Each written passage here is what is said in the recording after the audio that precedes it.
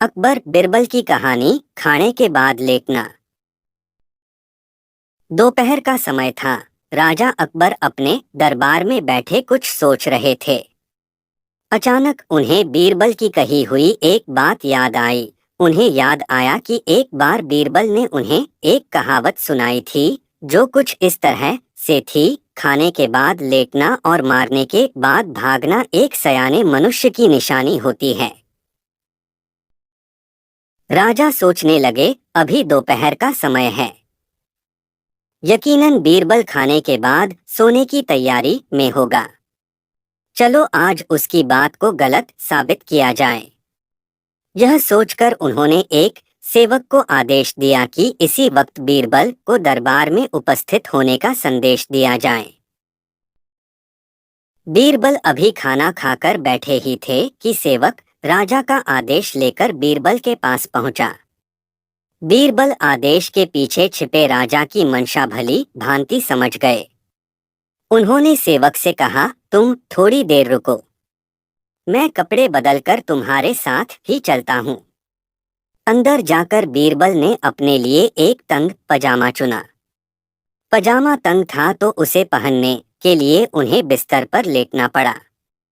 पजामे को पहनने का बहाना कर वे थोड़ी देर बिस्तर पर ही लेटे रहे और फिर सेवक के साथ दरबार की ओर चल दिए। दरबार में राजा बीरबल की ही राह देख रहे थे। उनके वहां पहुंचते ही राजा ने पूछा, क्यों बीरबल, आज खाने के बाद लेटे थे या नहीं? बीरबल ने जवाब दिया, जी महाराज, जरूर लेटा था। यह सुनकर राजा को बहुत गुस्सा आया। उन्होंने बीरबल से पूछा, इसका मतलब यह है कि तुमने मेरे आदेश का असम्मान किया। तुम उसी समय मेरे सामने क्यों उपस्थित नहीं हुए? इसके लिए मैं तुम्हें सजा देता हूँ। बीरबल ने तुरंत जवाब दिया, महाराज, ये सच है कि मैं थोड़ी देर लेटा था, लेकिन मैंने आपके आदेश की अवहेलना नहीं की है।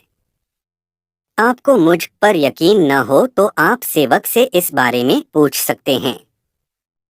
हाँ, ये अलग बात है कि मुझे इस तंग पजामे को पहनने के लिए बिस्तर पर लेटना पड़ा था। बीरबल की इस बात को सुनकर अकबर हंसे बिना रह न सके और उन्होंने बीरबल को दरबार से जाने दिया। कहानी से सीख। इस कहानी से हमें यह सीखने को मिलता है कि परिस्थिति को भांपते हुए हमारे द्वारा उठाया गया एक कदम हमें अनेक मुसीबतों से बचा सकता है।